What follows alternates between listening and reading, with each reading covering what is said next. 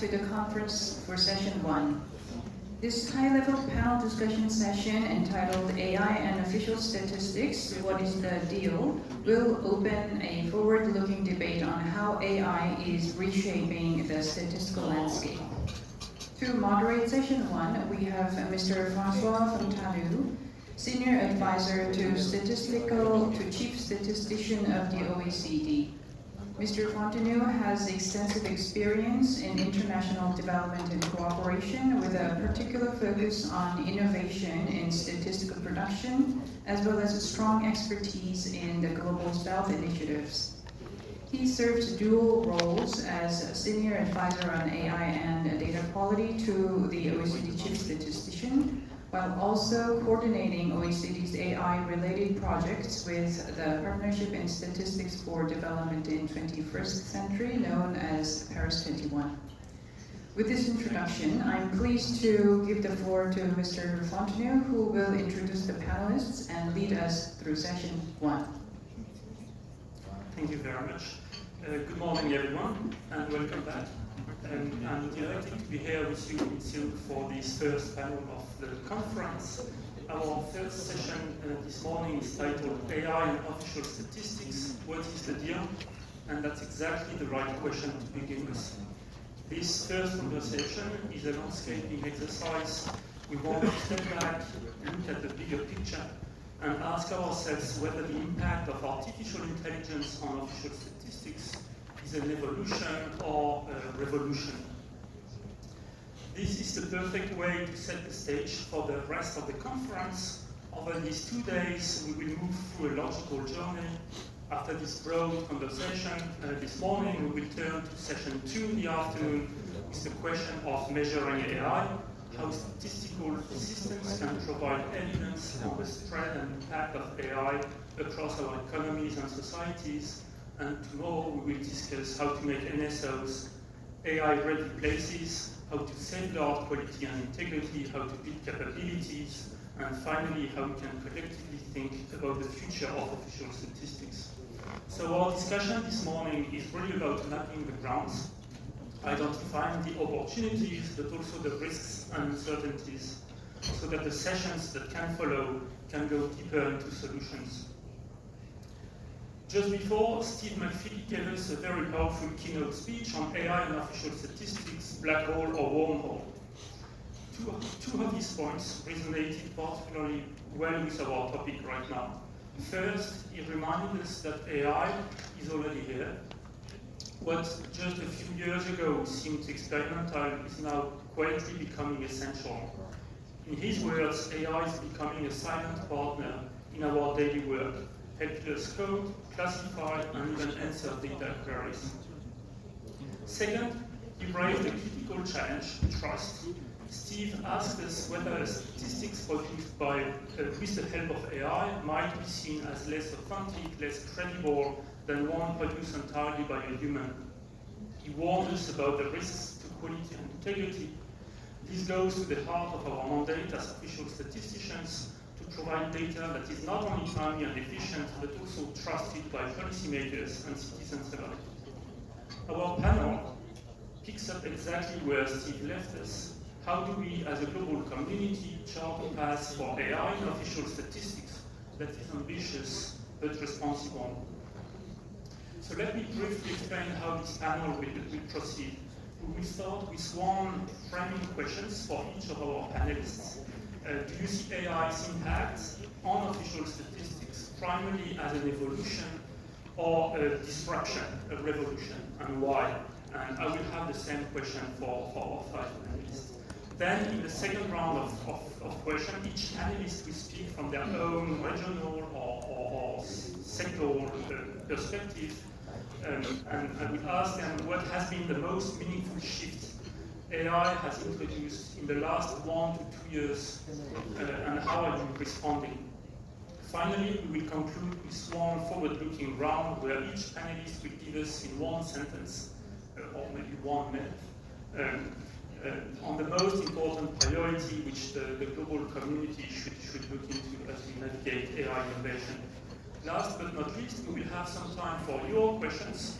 So get ready and don't be shy. Prepare your questions for the panelists. So we are very fortunate today to have an outstanding panel that represents both national leadership and international expertise. So let me very briefly introduce our panelists. I will just mention their current affiliations to save time. So to my left is Graciela Marquez-Colin. You're the president of INEGI Mexico. We have then Wonju Su, the Director General of the Statistical Data Hub Bureau in Statistics Korea. We have then Choi Doo-hyung, statistician at the UNC High-Level Group for the Modernization of Official Statistics. Then Lina Osila, Deputy Director General for Data Governance and Data Science, Statistics Estonia. And last but not least, we have Francesca Kay, Chief Information Officer and Assistant Director General at the Central Statistics Office of Ireland. So thank you very much for being with us and opening our deliberations this morning.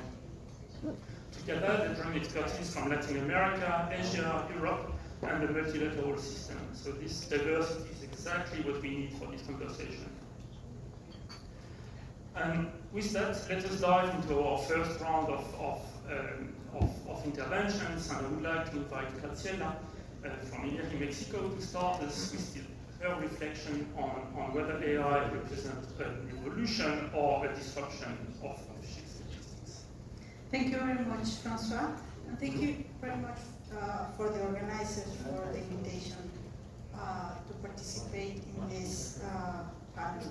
The first time I heard about it, I was really interested, and I was lucky enough to be present and share our thoughts here today.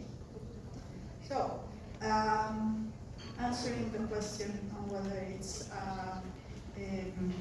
evolutionary transformation or a revolution, for us at INEGI, we consider that artificial intelligence represents a profound and evolutionary transformation for all national statistical offices and international organizations.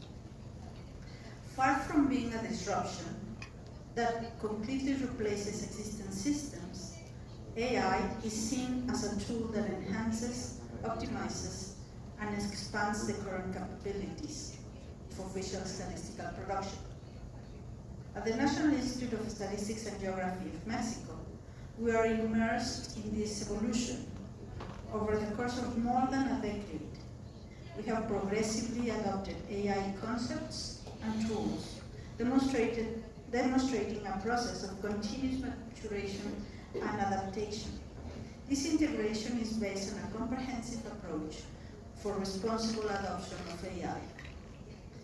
INEGI's AI strategy is structured around 5 fundamental pillars, leveraging its institutional strengths and previous experience. And here I must say that we do believe that it's different for different contexts. So in the Mexican context, we do believe that it should be the pace of adopting AI should be not as slowly, but very carefully noted, since we already have lots of gaps, not only economic gaps, but social gaps, geographical gaps, and we don't want to introduce another gap. So AI should also be a force that allows to close the many gaps our country has. So let me just go very briefly into the 5 fundamental pillars in adopting AI in Mexico. The first one is establishing a robust and AI governance and ethics framework. For the implementation of AI, the framework aims at ensuring public trust, integrity, quality, and protection of human rights in data. This includes transparency, explainability, and algorithmic accountability. We recognize that the uncoordinated proliferation of regulation can lead to technological incoherence, which is why we are guiding that one of our guiding principles has been to adhere to the best practices being promoted at the international level. The second pillar is the continuous development of human capital, and this is key for us. We have a dedicated data science laboratory, yet it's still a small one. Additionally, the Institute has an extensive experience in training and adapting personnel to meet the demands of statistical and geographic projects, even under complex circumstances such as the COVID-19 pandemic. Moreover, we have begun investing in reskilling programs and digital skills development for the workforce, promoting lifelong learning and supporting AI projects that align with this institutional strategy. The third pillar is ensuring data quality and governance, things that Steve and Francois already mentioned. Quality attributes are essential component in the production of information. We all know that. We all recognize it before AI, but with AI, it is even more important. We monitor our processes to ensure that information being produced is available, usable, complete, secure, accurate, reliable, timely, and consistent. This is crucial for obtaining AI-ready products as well. So it's aligned. What we used to do is already aligned with AI products. However, AI models heavily depend on large volumes of categorized data, which means that inherent biases in data pose a constant risk. This reinforces the need to implement automated processes for data cleaning, validation, and standardization, and to apply protocols that safeguard privacy and ethics. The fourth pillar, modernization of infrastructure and data collection methods. And that is closely related with the monetary resources always scarce for national statistical offices. The goal is to invest in hardware, software, connectivity, and data centers to support large volumes of data and AI applications, and to adapt data collection methodologies for greater efficiency. In terms of technological infrastructure, INEGI has been a pioneer in public sector computing in Mexico. We benefit from integrating statistics and geography within a single institution, which is crucial for deep geospatial analysis and the development of AI applications. And finally, the fifth pillar is institutional leadership and multi-sectoral collaboration.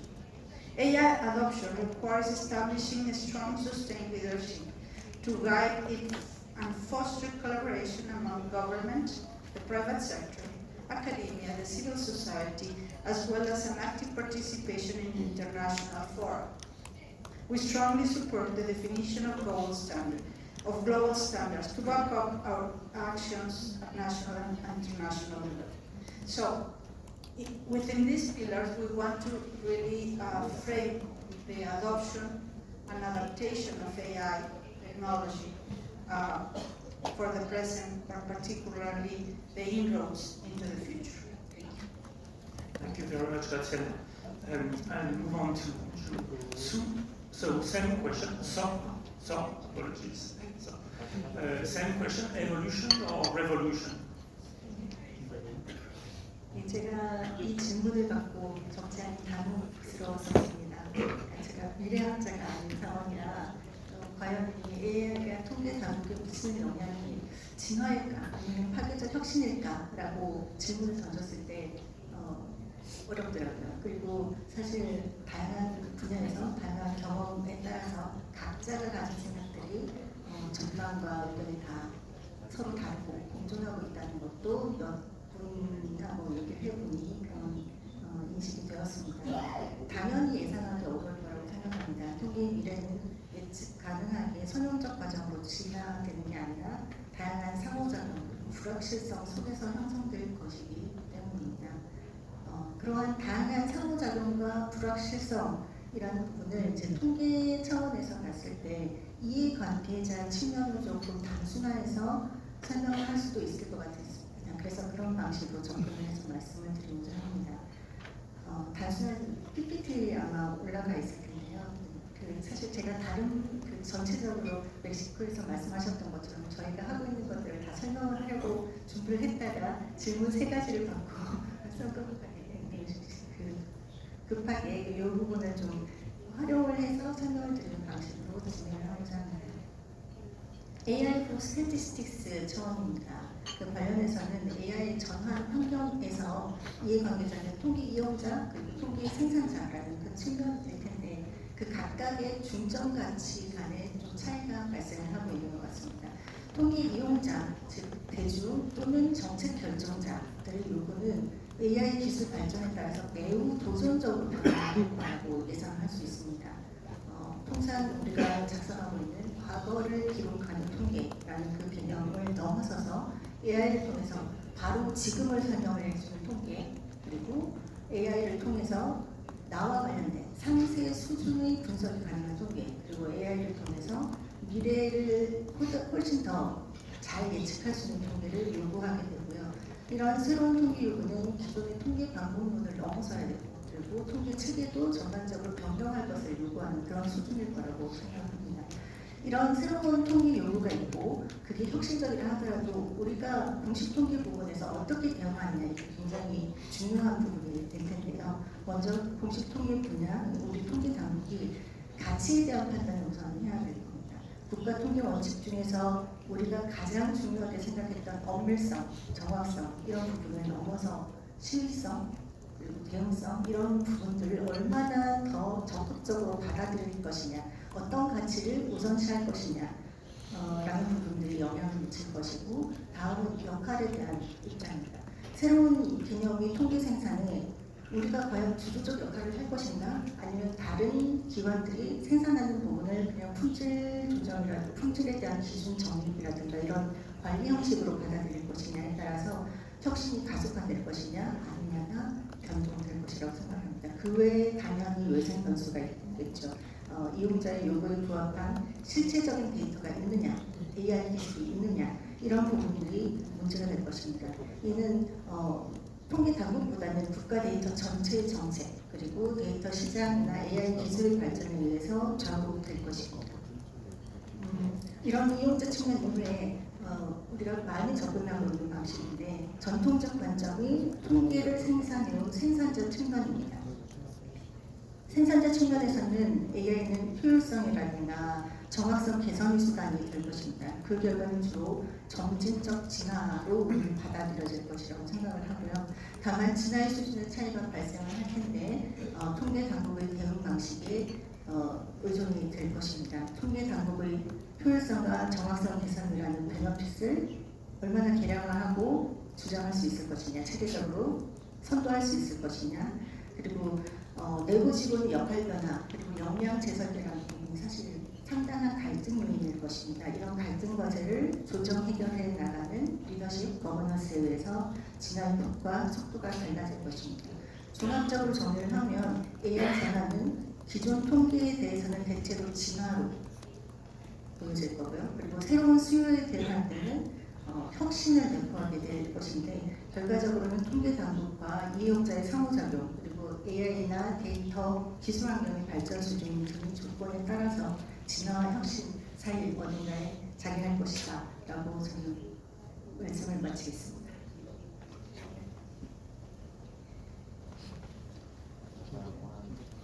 Thank you very much. Thank you. What are your views? Yes, so yeah, I think the way how we see whether it is evolution or disruption really depends on the maybe time scale or context that we are looking at the impact. And if we consider like a system of public institutions where they serve society in general, I think the impact, the AI is not really disrupting things fundamentally there, because I think the role of official statistics continue to be producing information that is that matters for society. And it's also National Statistics Office's mission is still continuing to be providing this in the best way possible. But I think if we narrow down, maybe now putting NSO more at the center of analysis and looking at the more immediate interaction that NSO have with different components, I think still it's a more evolutionary type, but I think depending on where we are looking at, the impact can be a little bit more disruptive, because evolution can be still disruptive by character. And there are different ways of dissecting the system, but maybe the simple way is to look at input, output, and the processing side, and the environment, looking at the environment where NSOs operate. So input side, obviously we have data as a raw materials, and also we have a very important input, which is user needs, which is also highlighted by and then in the output side, we have traditional regulated official statistics, but increasingly there is more and more data services, like a micro data service or data integration. And then inside we have operations and then delivery, how the outputs are produced based using the inputs coming from outside. And then we have a much more intangible layer outside, encapsulating the entire three components. There is a kind of relationship between the NSOs and the society, like a social contract between the NSOs and the society, like general expectation that society have on the official statistics as well as NSOs. So I think from the input side, the AI has a very great contribution that we have observed so far. So AI, I think many of offices here already experience this efficiency improvement. They are particularly good at processing a large quantity of data. So this is a really crucial factor or accelerator to use so-called secondary data, which is becoming more and more prominent and important as primary data. But still, I think the impact could be still not as radical, because I think there exists already some legacy system, like a rule-based system. So maybe the impact is maybe not so radical. But I think when we move to the output side, I think it gets a little bit more complicated. So obviously the form of delivery of outputs have evolved over the years. There was a paper yearbook, and CD-ROMs, and then now web-based database, and the social media, and so on. But I think that now what is really distinctive and disruptive, not in a negative sense, but in a sense that it's radical, is that now, before we used to expect that there will be humans receiving this data, but now it's not the case anymore. More and more there will be AI behind that needs to access and understand and interpret this data. I think maybe last 10 years, statistical organizations adopted some machines acting as intermediary between the humans and the NSOs, like API or search optimization strategies and so on. But now what is behind, we can no longer expect it will be human, like connecting dots. There's no tricking machines. Machine understand as it is shown. So I think really depending on which component that we look at or use cases we look at, in general I would say the evolution, but then the characteristic could be disruptive nature. Thank you very much. Lina? Hello. So first of all, thank you for having me. The first comment would be about if we are talking about this global scale or regional scale, then I am here representing a country of 1.3 million people. So obviously it's very different from South Korea or for Mexico, or compared to even smaller countries from Europe, like Ireland or England.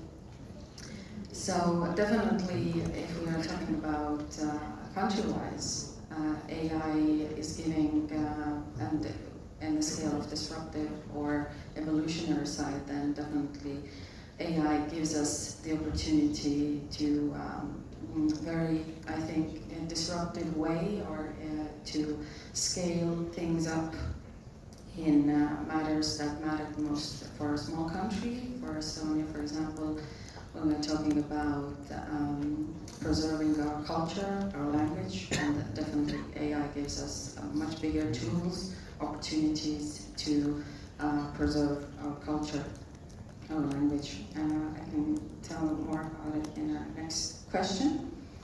But when coming to this official statistics, the matter that we're here for, then I think I would put myself, when I'm looking at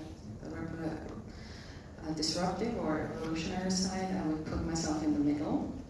I think it's disruptive in a sense that all the other speakers already mentioned as well, that it definitely introduces and will bring new challenges in all the aspects of how NSOs operate. So you already mentioned the expectations from users, and also data providers. These are definitely ahead of time that we can actually currently provide, but we have to take them into account. So it definitely shapes the way we are used to work, from data collection to who we hire. It has a big impact. However, I think now coming to this evolutionary side, that NSOs as a whole, by default, are conservative, and this is actually one of our strengths in this matter as well, because our aim is to be this stable and trustworthy source of data, guided by the fundamental principles of statistics that have that have not given up in time, right? So they have been here since 1994.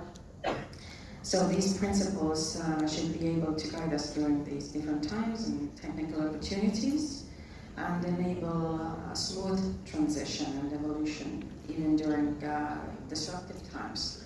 And I think that these are actually our strengths in this matter as well.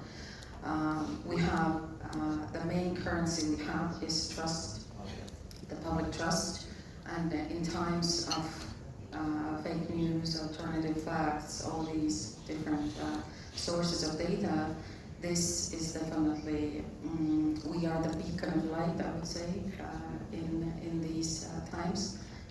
As we still have the public trust, we provide the data that is trustworthy, that is guided by these principles. So yes, I'm in the middle of the scale. Thank you. Yes, thank you very much. Frankie, would you like to tell us where you stand on this evolution disruption? Yes, thank you very much for inviting me here today, and to both co-staff and OECD for a fantastic organisation of this conference. So I'm going to be a little bit the same as most other panels. I think it's potential for both, and I think I say that because I think it depends a bit on where and how it's being used. And actually, I don't think we know the answer to this question yet. We really don't know what the size of the disruption will be. And I suppose the reason I say that, if you think about AI, in some ways, it isn't particularly new. Steve mentioned Alan Turing, and there's a quote that it started at Dartmouth College back in 1956, and that it was potentially being used before that. So why are we suddenly all talking about it quite so much? And I think a lot of that goes back to November the 30th, 2022, when ChatGPT launched. And I think the world went a bit mad, and I don't think we've quite recovered from that situation yet.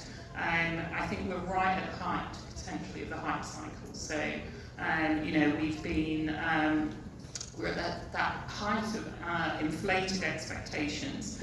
We think maybe it's going to disrupt everything we do, but we don't really know, and we don't know how. So well, we could potentially be going into the trough of disillusionment next, and then hopefully it will plateau out and we'll understand a lot more about what we're doing.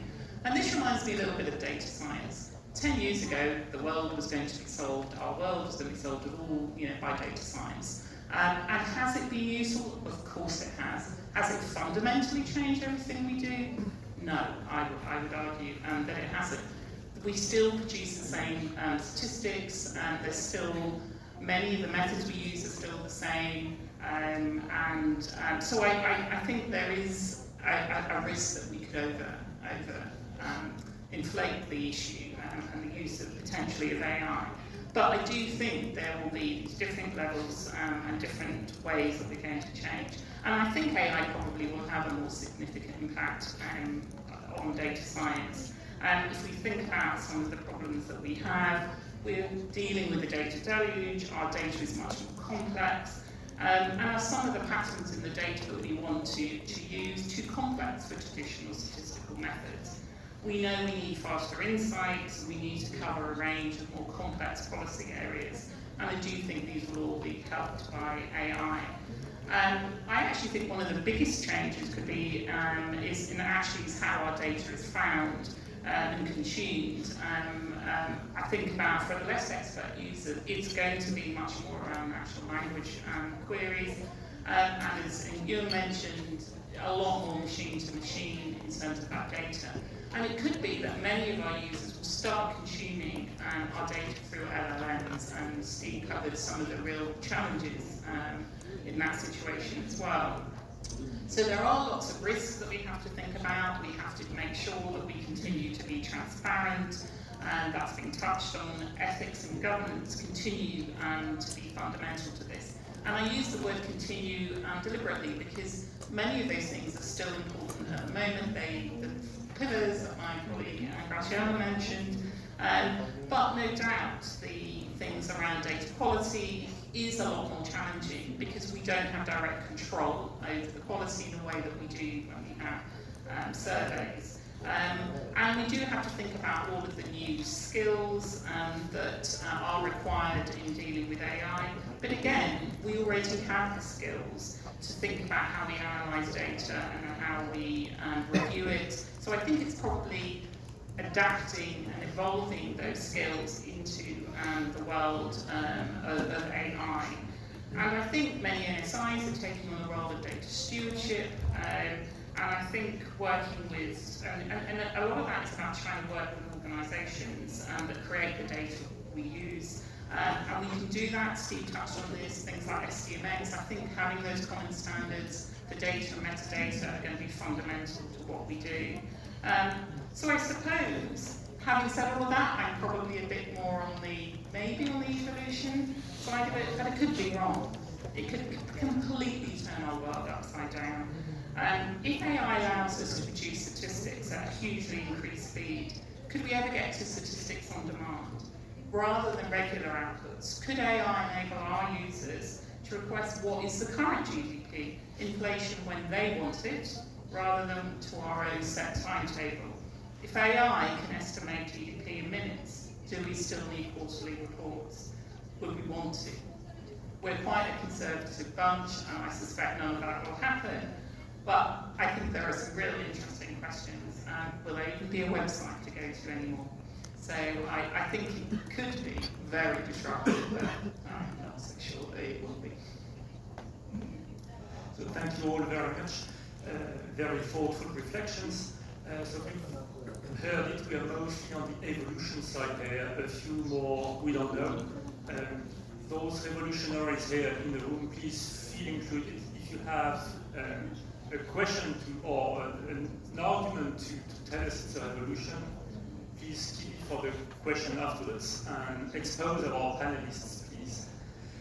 So thank you very much. We move to the round 2 of questions, which is to ask you in your specific region or domain, what is the most meaningful shift AI introduced in the last couple of years, and how are you responding?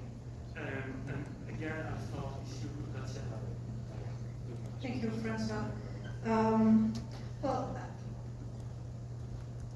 prepared several, there is a possibility of answering this question in several paths. I choose one, which is perhaps the most significant change that driven by AI at MEHI, which is the coding-based large language models, the now so-called LLMs.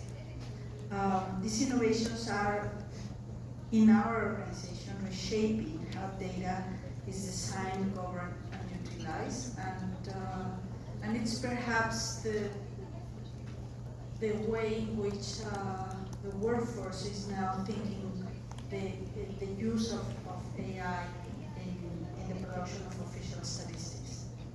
The most notable change has been the substantial improvement in the efficiency and quality of coding textual responses, transforming them into structured and coded data.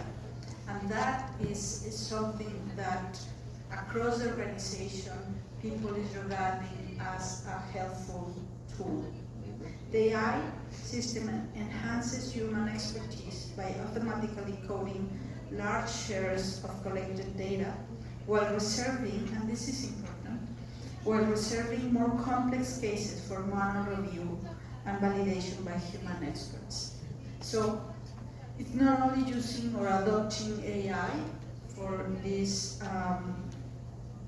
coded data, but also the combination with the human expertise. And that is something that is aligned with our position of more on the evolutionary type of adoption. Following this premise, for the processing of one of our largest surveys, we developed a model for occupation classification with a flexible balance between processing speed and data quality. Instead of aiming at total automation, we used the model in 50% of the questionnaires, reaching a precision rate of 94.3%, while the rest, the other half, is still classified in the traditional fashion. Our strategy is optimizing resources by combining the speed of automation with the meticulousness of human oversight.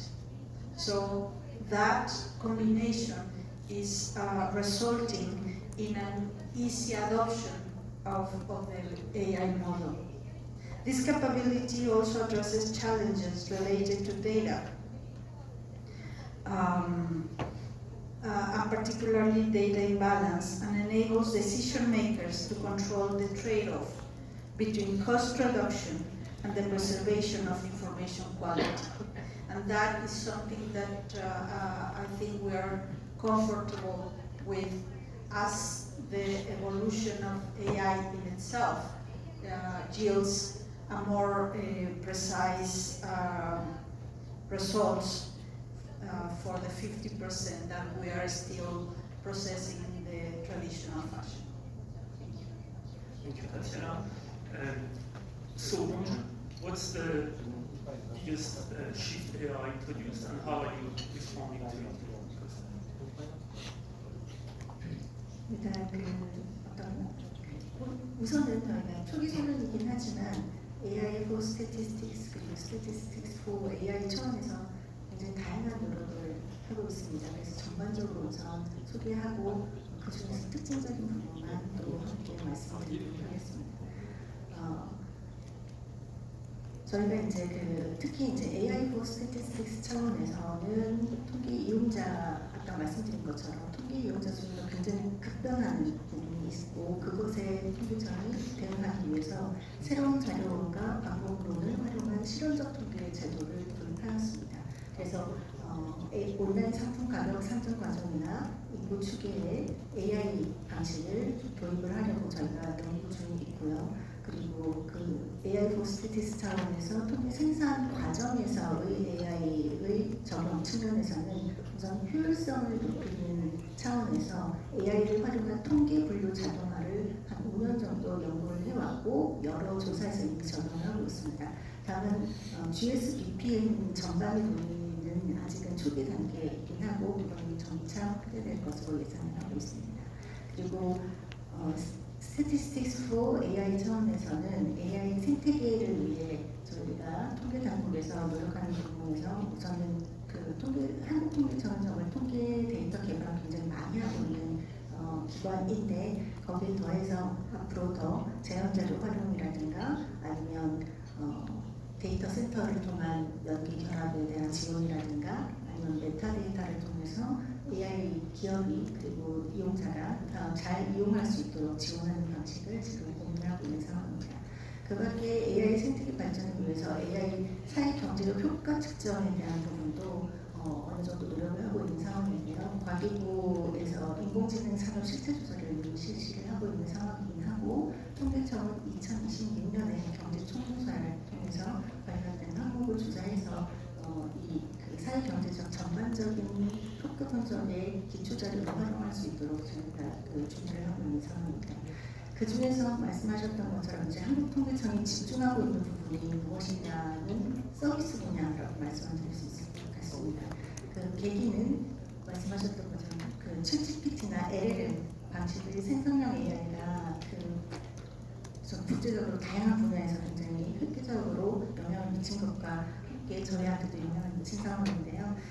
LLM 방식의 생성형 AI가 등장하면서 제한적인 데이터 활용이라는 부분이 그러니까 말하자면 전문가 중심에서 그런 전문가에게만 보여질 수 있는 분석할 수 있는 그런 진입 장벽을 LLM 방식의 생성형 AI가 굉장히 현저하게 낮추는 그런 계기가 되었습니다. 그렇긴 하지만 또 한계도 또 드러나는 부분이 환각의 문제 그리고 보안 문제로 서브 분리된 데이터에는 접근할 수 없다. 이런 그 두 가지 차원 문제의식이 저희가 차단점이었습니다. 그래서 새로운 사업 두 가지를 런칭을 하게 되었는데요. 첫 번째는 AI 환각을 최소화할 수 있도록 AI가 이해할 수 있는 메타데이터를 제공하는 사업입니다. AI로에게 메타데이터라는 그 핵심은 AI가 통계 데이터를 적절하게 해석할 수 있도록 논리적인 연결 구조, 통계 온톨로지라고 하는 부분을 설계하는 데 있습니다. 이에 대한 상세한 소개는 내일 세션 3에서 이선희 담당 과장께서 발표를 하실 예정입니다. 많은 관심 부탁드립니다. 두 번째는 상용 AI가 접근하지 못하는 방화벽 내의 심층 데이터를 일반 이용자도 이용할 수 있도록 저희가 서버 내에 AI 서비스를 구축하는 사업입니다. 한국통계청은 실제로 집단 수준의 통계 등록부라는 부분을 제공을 하면서 다양한 데이터 간 연계 분석이 가능하도록 하는 통계 데이터 센터를 운영 중에 있는데요. 여기는 되게 연구자분들이 많이 오십니다. 전문 연구자뿐만 아니라 일반 정책 담당자나 산업계 그리고 일반 기업이라도 이 통계 데이터 센터를 활용할 수 있도록 그 플랫폼을 이용할 수 있도록 자연어 처리 기반의 독립적인 생성형 AI를 그 안에 탑재해서 지원을 하고 있습니다. Thank you very much, and we'll stay tuned for your presentation on metadata, definitely. In terms from your privileged situation at UNECE, what do you see as main shifts in AI, if at all one? Yeah, so actually my affiliation is the UN Economic Commission for Europe, but I don't think I can represent the European region because I work for the HIGMOS, the High Level Group for the Modernization of Official Statistics, where INEGI, Statistics Korea or Korea National Data Agency now, and then the OECD is our own member, so I don't think I can represent the region, the European region. And I did a soul searching what is my domain because I don't work in a particular traditional statistical domain like economics, social. And I think I can classify myself as maybe cross-domain modernization, innovation area as my work area. And so I thought given the composition of a panel where the other panelists are coming from a National Statistics Office, I thought that maybe it would be more useful to add some reflection on the boost that AI has created for the other emerging technologies and then innovation, such as open source, which I think is no less important than AI for the official statistics producer, if not more. And so if I think about the transaction that we have followed with the HRG MOS about the AI. So we start with the HRG MOS. I have a privilege and then the great fortune of being able to work with the various working areas in the National Statistics Office. So we work with AI experts, but also metadata experts. We work with the data collection experts, but also communication experts, which are very different in terms of expertise. And I think AI reached some a certain level of penetration in the many NSOs right now. So we started the first AI-related work in 2018. And then when we started, there were only very handful of data scientists, very innovative methodologists or statisticians working on AI. And then maybe 1 or 2 years later, I started seeing this dealt with it as a topic in the meetings of subject matter experts like price statistics, migration statistics, census. And then maybe another 1-2 years later, I started seeing it's discussed as a very significant theme in the cross-domain functions like data collection people. So these people are providing centralized corporate service for the entire organization, not just the specific domain. So I think that this really means that it's quite a spread. And I think, I'm not saying that all people in the NSOs, National Statistics Office, are AI experts or data scientists, but I think that there is really growing, steady growth of people who are getting their hands into AI. And I think as people started using AI, experimenting with the AI, developing something, they are getting also familiar with open source in one way or another. They use open source programming language, or they use orchestration tools or some framework. So people are getting into more open source tooling in their skill set. And I think these days many new developments are happening in the open source area, and so it's not just economic choice to use open source, but it's actually foolish not to use it because you're missing out a lot. So I think in this sense, maybe AI help really accelerating the adoption or spreading notion of open source within the organization over the years. And if I may add something, maybe this is my wishful thinking, but I hope that AI or adoption of AI can also create some shift of a mindset, how people work in the statistical organization in a more agile, adaptive, or iterative mindset. Because I think historically many major technological changes introduce also shiftable mindset, not just the physical capability.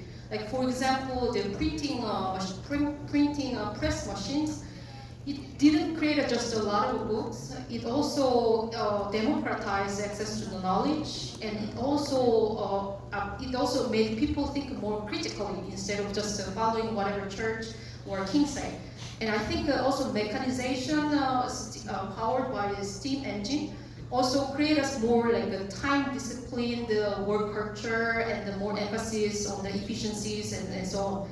And I'm hoping that with the more and more citizen data scientists shaping in this statistical organization, and they go through this typical AI development cycle, like piloting, scaling, monitoring, and retraining, and so on. They become, the work culture also becomes more like agile, adaptive, and continuous improvement, and so on. I know this may not be something that already happened, and probably at best this is still in the making, but I wanted to add this point because usually culture is the most difficult thing to change in any organization, and I'm hoping that the technological adaptation also introduces some type of cultural changes. Thank you very much, Chayito. And I can only relate to what you're saying. That's also something which we see in the OECD, where AI-driven innovation is very much a bottom-up thing, which is really new for the OECD. we in the Statistics and Data Directorate learn a lot from what is happening in other directorates, and I think that's a real innovation management challenge which we are in at the moment. So thank you very much. I'll move on to Lina now. Same question, the most important shift or meaningful shift AI has introduced to your organization, and how you respond. Okay, so again, I would start with the regional background for context. So I guess coming from Europe, it's no news to anybody, but compared to other parts of the world, I think Europe has always taken a more conservative role or more conservative perspective to new things. When we're talking about, for example, data protection, in 2018 GDPR was introduced, which is quite strict regulation on how we should process personal data, and AI definitely has to go with it. Right now, I think it's quite it will be a big challenge how they will work together, coming to the AI directive that was put in force last year. So Europe, as a region, is really thinking hard, I think, how these two should go together, and how we can be very, very innovative and competitive compared to the rest of the world, but at the same time not forget the protection of personal data. And in Estonia, we are really, really proud of our digital tiger, or the reputation that we have. We are, as a small country, I think it gives us the edge that we can actually try different things also in AI-wise, and see really quickly if they work, if they're not working. But also, for context, Estonian people are really, I would say, aware of different data-related risks. So we, from our citizens, 80% want to have an overview of data collected of them, and 54% are aware of this data tracker service that we have. So it shows how the government is processing their personal data. So it definitely shows a culture of awareness from our people that we have to take into account in also in our office as well. So culture definitely plays a part, not only on the institutional level, but also when we're talking about the region, when we're talking about bigger picture.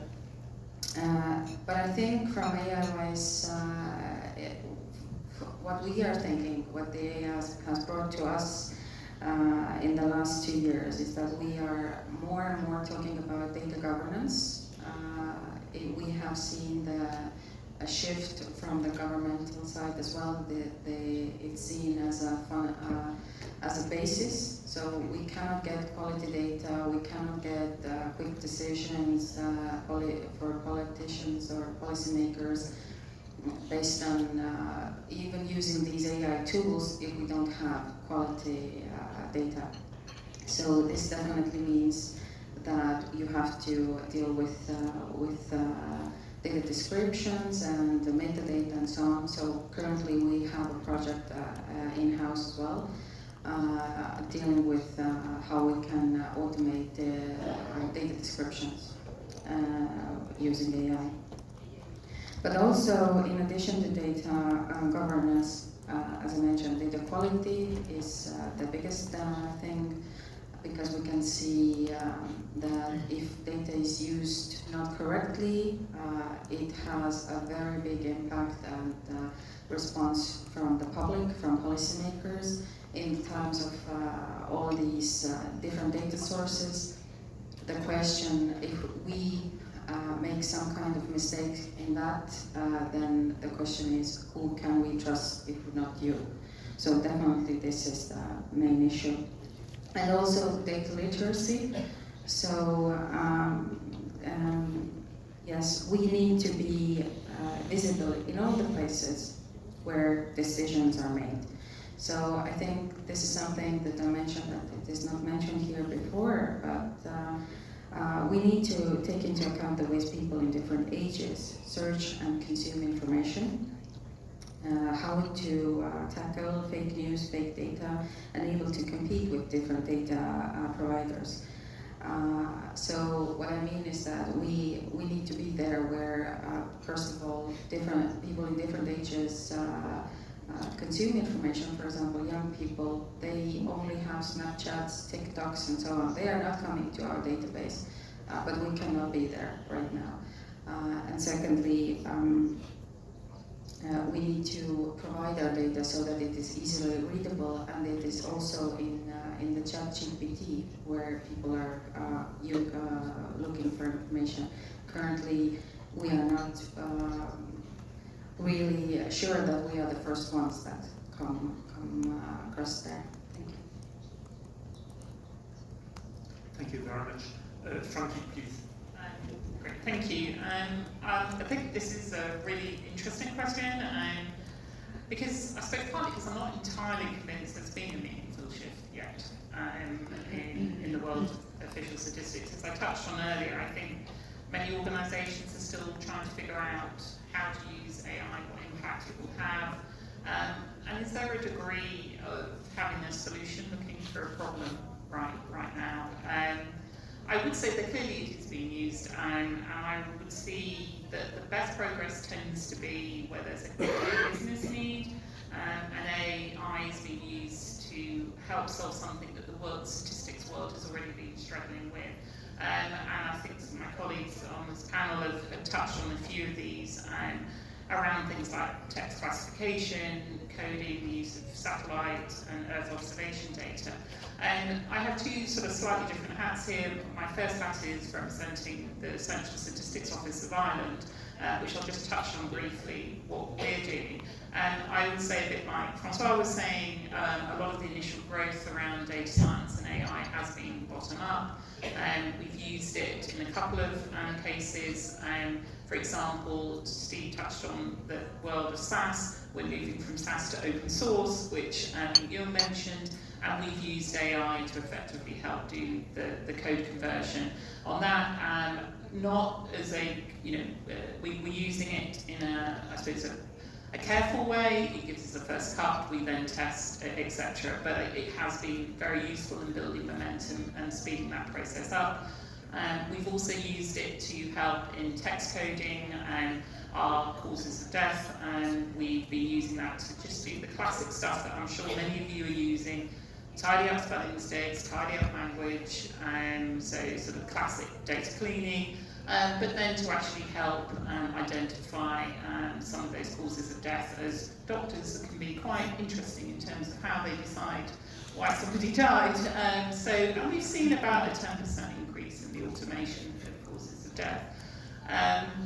The other thing I said, I have two hats. My other hat is that Ireland leads a consortium, an EU consortium, on creation of a one-stop shop for artificial intelligence and machine learning.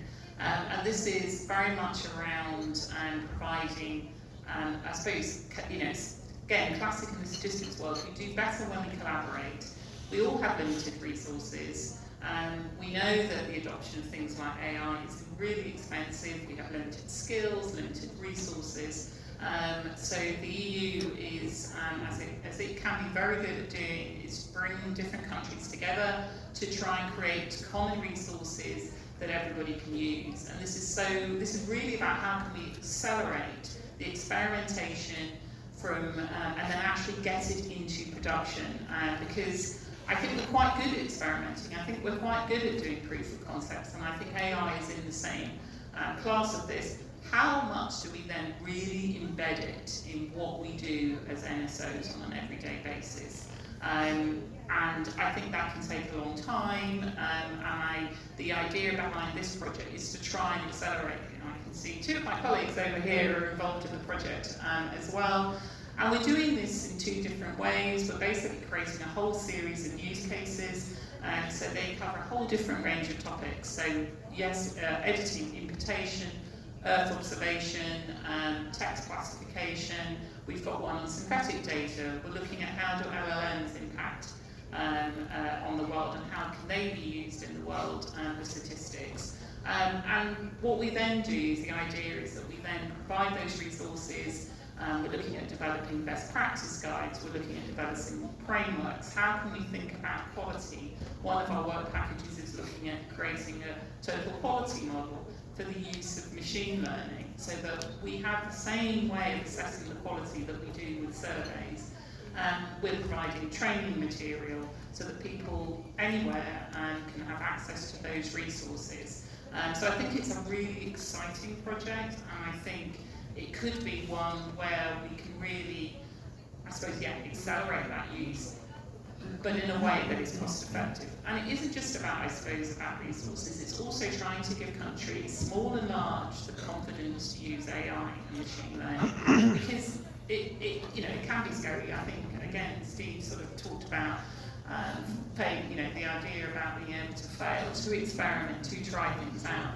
But if we can do that as a community and learn from each other's failures as well as learning from each other's success, then I think we've got a much better way of being able to really get the benefits of AI and machine learning more quickly.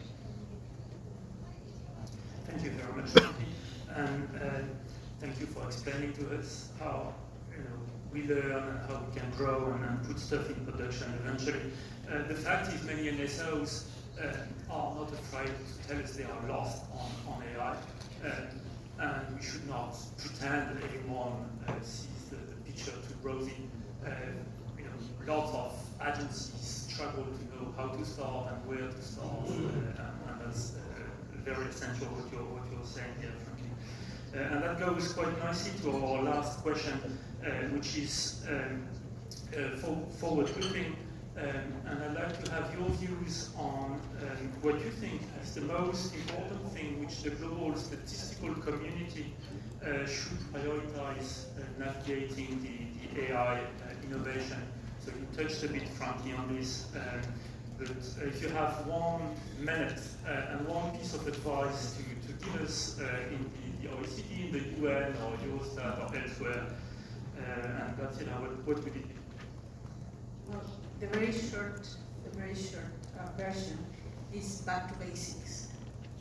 A bit larger version is that data confidentiality and the resulting public trust are the foundational pillars for legitimacy and effectiveness of any national statistical office in its mission to provide truthful information and in the responsible adoption of advanced technologies such as artificial intelligence. Thank you very much. Back to basics and on this in mind. What would it be?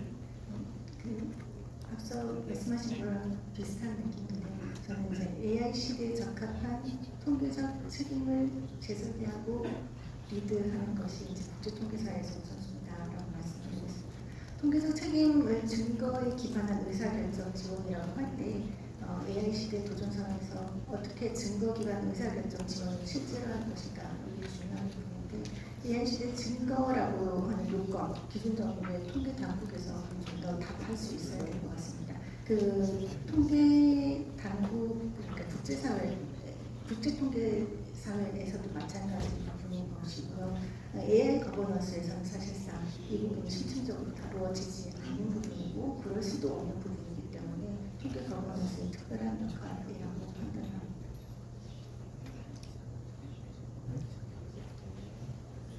Yeah, so from my side, we need to work together more than ever to join the standard setting conversation happening around the AI ecosystem right now. So I think as someone from international organizations, it's almost our mantra and the slogan, work together, share experimental burden, and then collaborate, exchange of knowledge and experiences. But I think the importance of international collaboration is stronger than ever, because there are a lot of standards emerging in the AI space. And if the private sector is converging around a certain standard, we have to also be able to work around this shared protocol as a community and as an industry, and saying that this is our standard and this is our protocol. Let's work together. Yeah, you said in the preparatory phase one sentence, so I prepared the sentence. But actually, my predecessor already mentioned what I also wanted to mention. I think one of the things, the main thing is global collaboration. That's why we're here today. The impact transcends national borders, and the global statistical community must collaborate internationally to harmonize standards, share best practices, and develop a collective approach to address the ethical and technical challenges that the AI poses to us. Thank you very much. I'm going to finish as we started in a very similar way. Basically, don't forget our core purpose. What we're here to do is to produce statistics. That is our job. It's the production of official statistics, and therefore AI is a tool in order to make us all hopefully do our jobs better. And therefore I think it's really important that the decisions around AI innovation are made in that context. Having said that, I do think we need to balance that with the need to be bold so that we don't get left behind.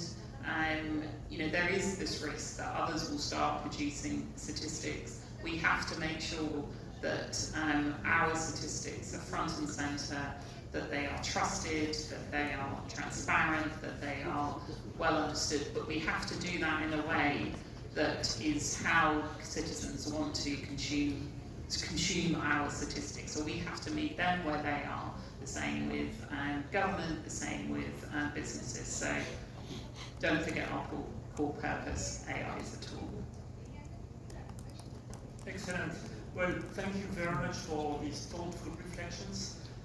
These conclude the first segment of the panel. And I think we have like 15 minutes to hear from you guys, and you should just raise your hand, I believe, and we have running mics, so ask your questions, and we might take all of them.